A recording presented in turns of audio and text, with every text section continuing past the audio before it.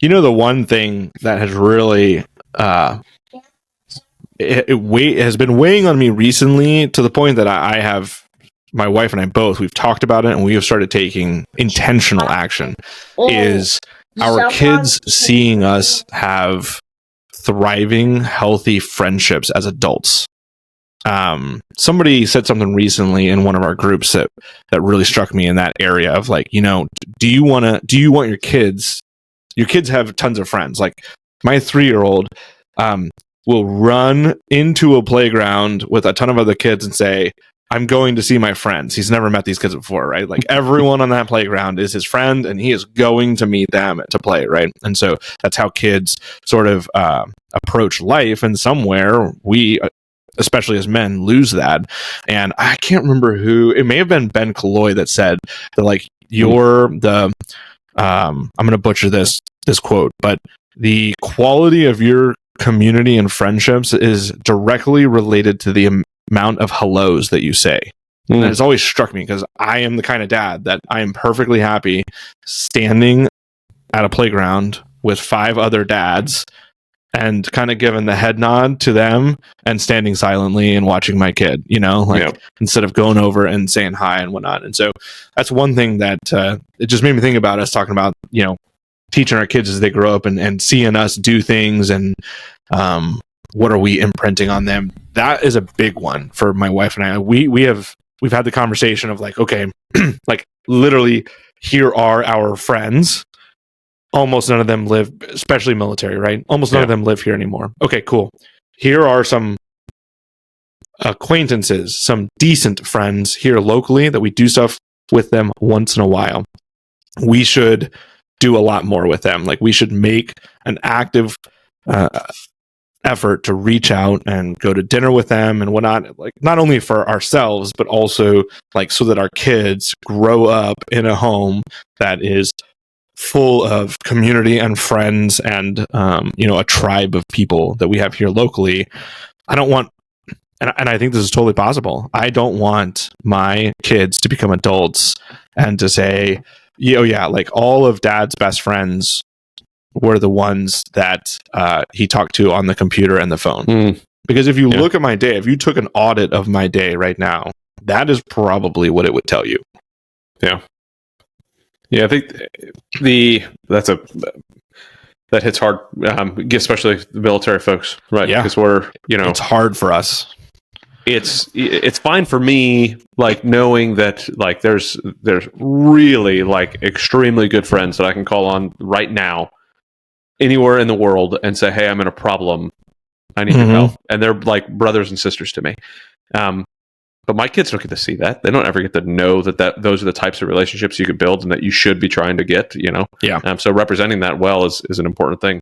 And I haven't talked to Ben in a long time. I need to get him on my podcast. You mentioned Ben Killoy, and I need to get him, for sure, on the podcast. I haven't talked to him in, I was on his podcast probably, 5 years ago, something like that. Yeah. And I really need to reach out to him, get him on. So he came and spoke great at one of our retreats, but and was on the podcast. And I think it was on the podcast that he said that he's, he talked about like that as modern men, we have to understand that like the math of the situation is you need to say hello to as many people as possible. That's how you build a thriving community and tribe around you. And for whatever reason, just that kind of scientific approach to it really, has stuck with me. Yeah, I don't remember if it was somebody talking this weekend or I don't remember where it was, but if you're walking around, right, people that smile at you make you want to smile. When you smile at somebody else, it makes them want to smile. Like we all, especially men, have a tendency to have that look that we're intently focused on whatever it is, whether it's focused up here, whether it's focused around here, whatever it is, and we don't have that, hey, come say hi to me look on our face, Yeah.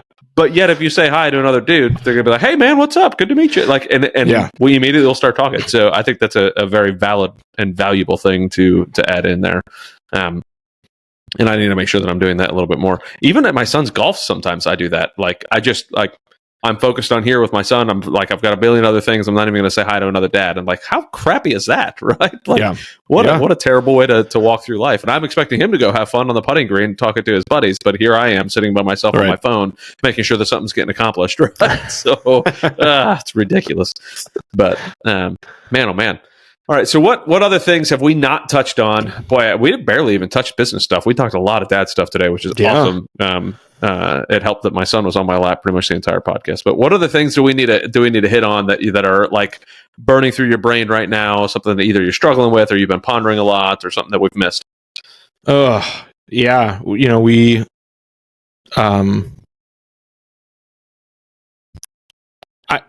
I would say we've talked around this a couple of different times. I'm not even sure this is business. I'm not going to do a good job of answering your question, but the one thing that I want to, I think Stu and David and I are trying to do a better job of is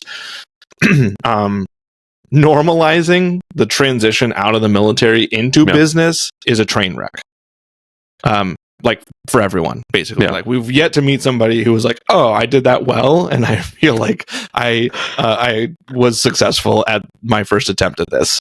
And so, just sort of recognizing that, you know, even the three of us, like all three of us, it goes back to the whole seasons, right? Like we have struggled at that balance of work and home life, and interestingly enough, I think in the opposite direction than we expected, right? We have struggled in some degrees of going like full tilt to family because we just felt like so much time was taken from us in the military against our family. So I think like I carry around a level of guilt for the amount of time that I was away from my family, right? And I'm sort of paying penance and trying to repay that as much as possible. And I know that David and Stu feel that same way. And so for the first year of our business together, there was a lot of times when one of us said, I can't make that call. I've got to pick the kids up from school, or I can't do this, or, you know, promise to get something accomplished and it didn't get accomplished because of whatever. And just saying like that is both okay and healthy, I think, coming out of the military to go through that season and to identify it, and know that you will move past it, right? So all three of us now, it kind of goes back to what we were talking about earlier with, I think I have come to a point where, okay, I need to take 3 or 4 hours, get out of the house, accomplish some very important and meaningful business work. Like we are making a difference in men's lives, and that is one of my purposes in life, and that's okay. Like I enjoy that passion, and it's a worthwhile and valuable passion. And so I'm going to take some time, I'm going to dedicate it to it, instead of just letting everything kind of bleed together. So from a business perspective, it took us a while to get to that point together, and we joke, we laugh because we say like, "Oh, does it feel like a train wreck for everyone?" Yeah, I think it does. So yeah, no, I agree, and I think the transition as a whole makes you kind of feel like that, right? Because you know, there's one thing getting out of your comfort zone. There's another thing being thrown into a fire, right? And it's like, okay, I'm slightly more than uncomfortable right now, and I'm doing something slightly different than just different right now.